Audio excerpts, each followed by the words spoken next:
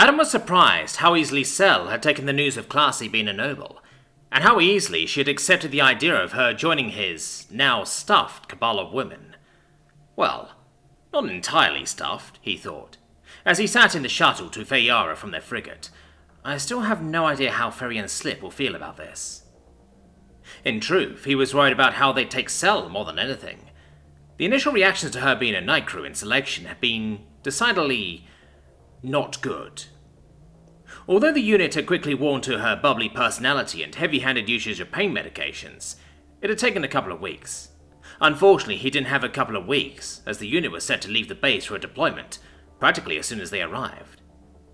Sel and Classy were seated across from him, chatting amicably about their parents' respective predatory business dealings and what they would have done differently, having apparently bonded on being the respective societies' versions of nobility, as in the consortium, there was no nobility, instead functioning as a financial autocracy. Oh boy, this isn't going to go well, is it? He pondered, as he heard the shuttle pilots notice that they were 30 seconds out from their destination. He slid open the bay doors on the shuttle, the familiar tropical horizon of Feyara blossoming into view. He loved the sight, and had been zoning out, staring deeply at the ocean views when Sel stood up beside him.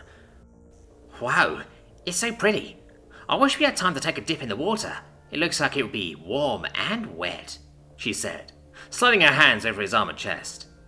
He exhaled a deep sigh at her flirtatious antics, wondering how his other two women would take them. Sel had a decidedly chaotic energy that she exuded nearly everywhere she went. It wasn't like she couldn't take things seriously, as he'd seen her do so in training, but she seemed to prefer finding everyone's proverbial big red button, and repeatedly pushing it. She knew that Adam tended to be flustered when she acted like this, particularly publicly, and it only seemed to encourage her to be even more handsy in public and private. Although she never pressed him further than running her hands over his chest and back, it was still a bit off-putting for Adam to receive this kind of attention, and be unable to do anything about it. Sel, for fuck's sake, please play nice, he asked in an exasperated tone. I'm playing very nice, Adam. Do you know how many different points in the last 3 days I could have pressed to get you into bed with me? She responded in a lascivious tone, leaning her head on the back of his shoulder and pressing her lips against his ear, so he could hear her over the roaring winds from their descent. I could have made our trip so much more enjoyable, but I've decided to respect your wishes on behalf of our girlfriends. Ah, he deadpanned. Yes, Adam, our girlfriends.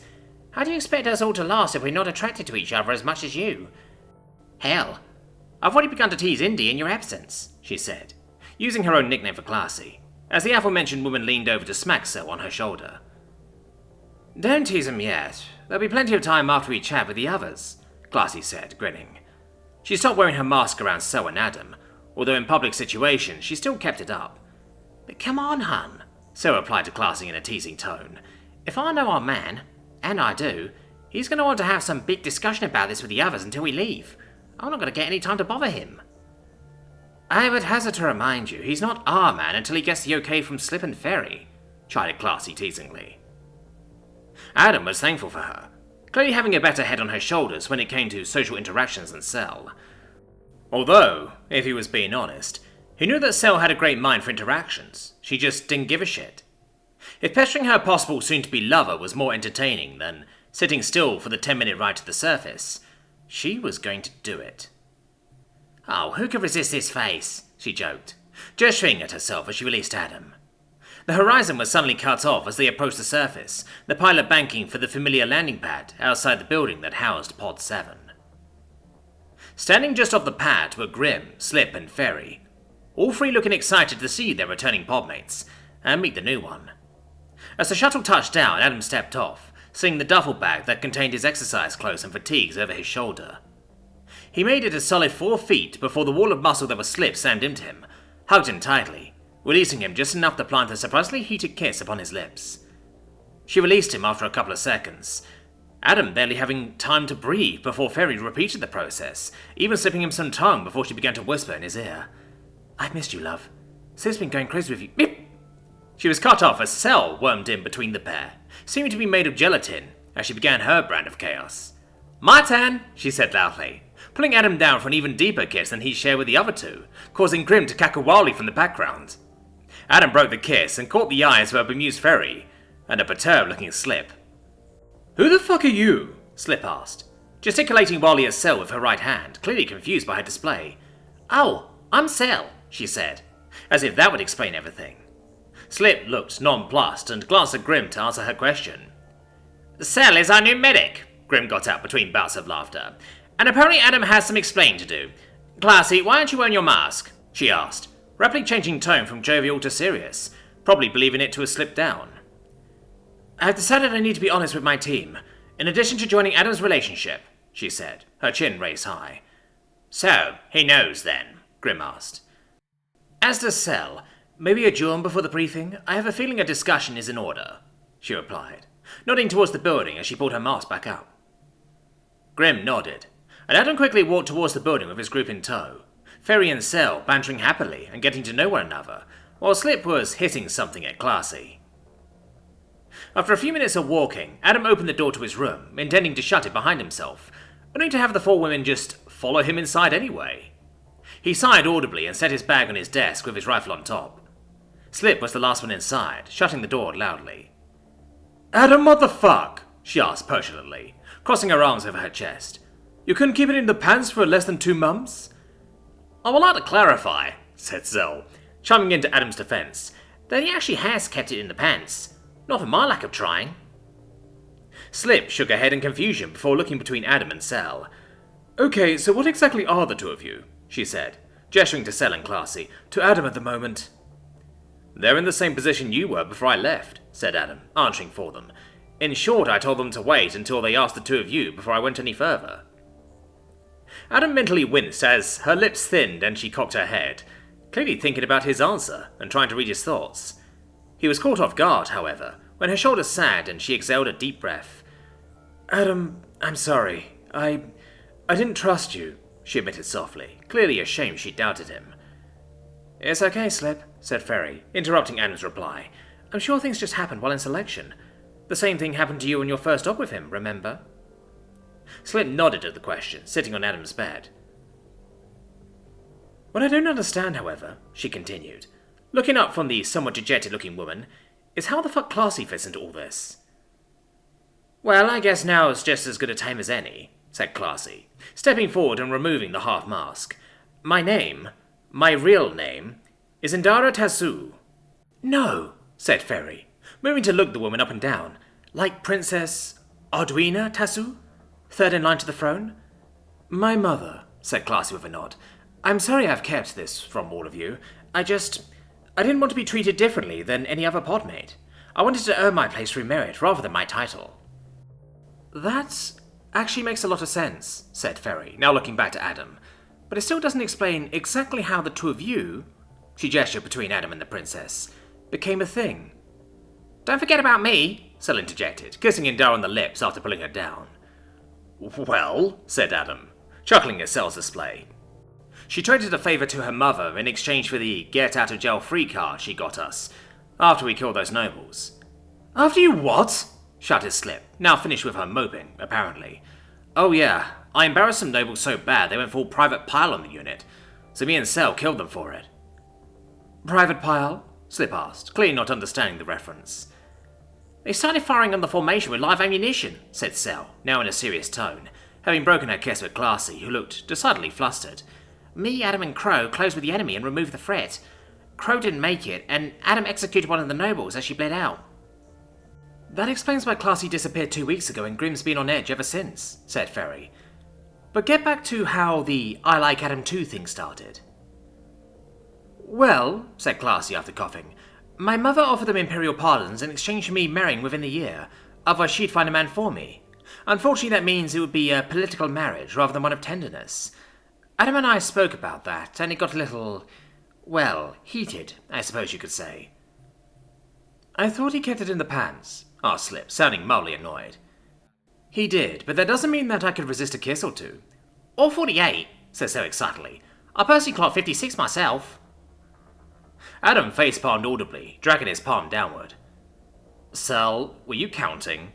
Absolutely, she said proudly, shooting him a winning, if tone-deaf smile. Well, said Ferry, chuckling, looks like Slip and I have some catching up to do. Adam, would you mind heading down to the briefing room? I feel like the ladies need to sort things out together. Fine by me, said Adam, shooting to his feet. More than happy to get out of this awkward situation. He grabbed his duffel bag and rifle, knowing they were leaving soon, and made for the briefing room. So, who gets Mr. Sexy first? He heard Sel trail off as he closed the door, almost running directly into Popper, who had apparently been eavesdropping. Hey, Popper, want to join me in the briefing room? Ah, come on. That was just getting fun, she said jovially, as she followed Adam anyway. You know, I knew she was a noble, just by the way she talked, but I would not have guessed royalty, she said as they meandered down. Yeah, before last week I wouldn't have guessed either. Okay, but I just gotta let you know, before you turn my entire unit into your little relationship, Grim is married and I'm not into men, she said, sounding somewhat serious. Oh, thank fuck, Adam exhaled, having sucked in a deep breath when she began to talk about his relationship. It was hard enough with just Slip and Ferry. I think I've a solid hard limit for my human brain. Popper chuckled at his admission, clearly entertained at his mild suffering. Oh no, it must be so hard having 4 women that all want you, she said jokingly, making a jazz hands-like gesture as she did so. Both of them started laughing as they walked down the hallway. She pulled a small flask from her fatigues and took a sip, offering it to Adam, who took it graciously. What the hell is this?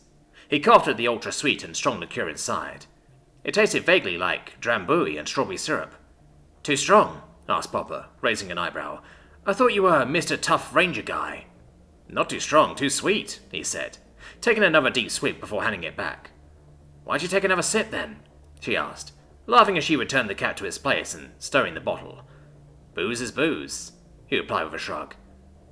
Boo-ooze? She asked, clearly confused at the English slang word. Oh, booze means alcohol. Particularly strong alcohol, he answered her, realizing his mistake. I like that word, she said. Mind if I steal it? It's not mine. It's been used for a long time on Earth, he corrected softly. Speaking of which, is it Earth or Terra? Command seems to think it's Terra, but you call it Earth all the time. He said, as they reached the door to the briefing room. Terra is more of a formal name. Together they entered the room, finding Grim already leaning on the table, intently watching something on an omnipad. Ah, good, you're all... She paused as she realized it was only the two of them. Where the hell is the rest of my pod, Adam? She asked, quirking a brow. They're discussing the situation, ma'am. They'll probably join us in a few minutes, he replied, moving to parade rest out of habit. Settle the fuck down. You know we don't do that here, she said, gesturing to his stance before he relaxed. Adam, when I recruited you, I expected you and Ferry to be a thing, but not 3/4 of my unit. Do you understand the complications this could bring? She asked in a decidedly parental tone. I do, ma'am. Good. Then you'll remember that the mission comes first for us, before anything or anyone else? Absolutely. Good. I have no problems with it, then. Just... She trailed off, exhaling deeply as she swept a hand through her curly hair. Just don't break my girls' hearts. They're like daughters to me, as much as I try to stay detached. I absolutely understand. Oh, Captain Raynara says hello, by the way. Grim chuckled deeply and shook her head, audibly groaning. She messaged me after you took down her exo the first time, wanting to know everything I had on you, so I made an executive decision and sent her the unredacted file. It was the least I could do for our old CO. Wait, Raynara was the commander of Pod 7? Adam asked, eyes widening. Before your time, said Popper. I was fresh out of selection when she retired and turned the reins over to Grim here. What's she up to now? Commander of a militia company, the one pulled for combat training in the selection cycle, he replied. Yeah, that sounds like Ray, Popper said. Always obsessed with training and discipline. From what I heard, she used to be quite the rough clown when it came to organizing and unit cohesion, isn't that right, Grim? Oh yeah. When I joined the Death's Heads and got bumped down to Sergeant, she made sure I knew she ran the place. Not me. Wait, why did they bump you down to Sergeant? Asked Adam, wondering what she did to fuck up. You wouldn't experience this, but everyone gets reset to Sergeant upon completion of selection, even officers. She gestured to herself before continuing. If you go in as one from the Marines, Interior or Militia, you're bumped down for 6 years, and if you're still with the pods after that, your officer rank is restored, and you're allowed to take command of a pod, provided one is available. I just so happened to hit that point at the same time she decided to retire. That actually sounds like a really good way to ensure that all pods have solid, experienced leadership. I can't tell you how many times I've had some butterball waltz into the platoon. He was cut off as his 4 women opened the door and walked into the room, chattering loudly amongst themselves in good spirits. How nice of you to join us, ladies, Grim said sarcastically. Sit down. briefing is going to be short today, as there's not much intel on this one, and it's outside our usual wheelhouse. Adam picked a seat, and was immediately flanked on either side by Slip and Cell, with Classy sitting next to Cell, and Ferry taking hers next to Slip. Okay, what did I miss? He pondered, as his superior officer began her briefing.